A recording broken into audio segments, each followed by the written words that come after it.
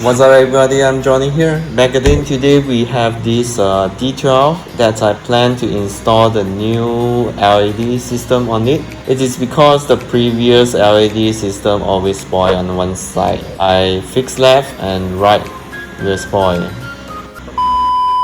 So today I'm gonna change the entire system with this AX-003 LED system that I got it online. Is about 12 Sing dollar or 33 Malaysian ringgit, which you can check the links in the description below. I choose this because it's come with the channel 1 and channel 2 connections. It will have the signal blinking as well as the braking lights. So let's get it started to install into this truck and see.